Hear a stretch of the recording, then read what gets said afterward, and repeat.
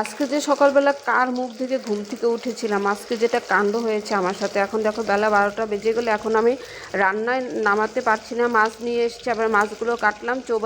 আমার সে বেসিং ভর্তি বাসন জমা হয়েছে, এক গাবলা জামা কাপড় ভিজিয়েছি। 4 ঘন্টা পরে কী করলাম জানো, আমার বাড়ির সব কিছু সাজানো গোছানো থাকে, তোমার জামা কাপড়ের থেকে এভরিথিং সব কিছু। তো সমস্ত কিছু সাজানো গোছানোর পরও যদি আমি দেখছি যে একটা জিনিস খুঁজে পাচ্ছি না, আমি সেই জিনিসটা খুঁজে না বার করা পর্যন্ত আমার মাথা একদম কিটকিট করতে থাকে। কখন আমি জিনিসটা খুঁজে বার করব, যে আমি এত সুন্দর করে সারাটা দিন সাজিয়ে গুছিয়ে সব কিছু জিনিসগুলোকে রেখে দিই, কিন্তু সেই জিনিসটা আমি কেন খুঁজে পাবো না। একটা ব্লাউজ খুঁজতে খুঁজতে হয়রান হয়ে গেছে। 4টা ঘন্টা 15 দিন ভরে শীতের জামা কাপড় আমি গুছিয়েছি। সে 15 দিনের জামা কাপড় সমস্ত নামিয়ে আবার সব খুঁজেছি, যেন 3টা আলমারি জামা কাপড় নামিয়ে গুছিয়েছি। আবার তারপর 2-3টা শোকেসের জামা কাপড় নামিয়ে গুছিয়েছি। 2টো বড় বড় ট্রাঙ্কের থেকে সমস্ত ব্ল্যাঙ্কেট নামিয়ে আবার খুঁজেছি যে জিনিসটা আমার কোথায় গেল। আলমারির সামনেই জিনিসটা পড়েছিল, আমার চোখে পড়েনি।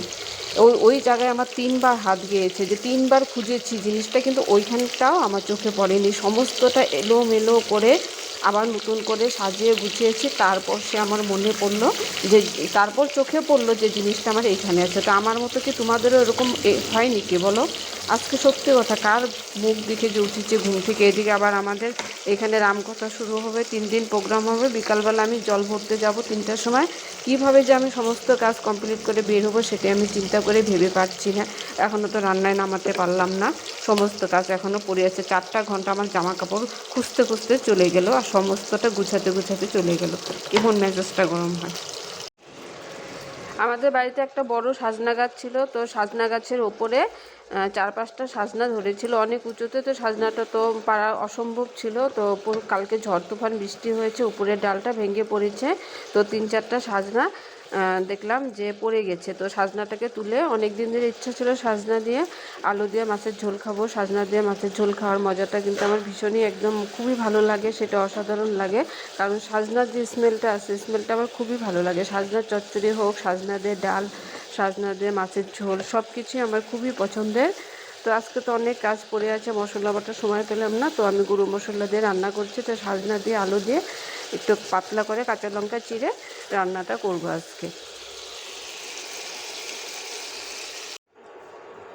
সব সময় কিন্তু মশলা বেটে রান্না করতে ভালো লাগে না, মাঝে মধ্যে গুঁড়ো মশলা দিয়ে কাঁচা লঙ্কা চিড়ে রান্না করে খেতেও কিন্তু ভালো লাগে।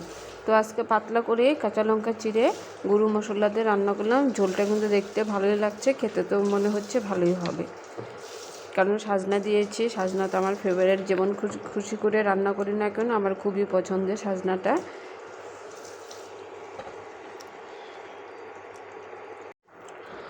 নদীর তাজা মাছ, গাছের তাজা সবজি দিয়ে মাছের ঝোলটাকে বানিয়ে নিলাম। খেতে কেমন লাগবে বন্ধুরা তোমরাই বলো।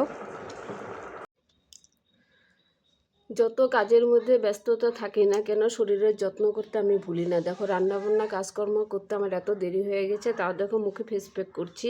ফেস প্যাক কিন্তু আমি কেনাটা লাগাই না, আমি কারো নিজে হাতে তৈরি করে তারপর আমি ফেসবুক করি। তো তোমাদের যদি ফেস প্যাকের বিষয়ে যদি জানার থাকে আমাকে কমেন্ট করে বলবে, আমি তোমাদেরকে সুন্দর করে বুঝিয়ে দেবো যে আমি কী দিয়ে এই ফেস প্যাকটা তৈরি করেছি, তোমাদেরকে আমি বলে দিব। তো আজকের ভিডিওটি যদি তোমাদের ভালো লাগে থাকে কমেন্টে অবশ্যই জানাবে কেমন লাগলো। আর আমার চ্যানেলটিকে সাবস্ক্রাইব করে দিও বন্ধুরা, তোমাদের কাছে রিকোয়েস্ট করছি। তো আজকের মতো এখানে রাখছি, তোমাদের সবাইকে টাটা।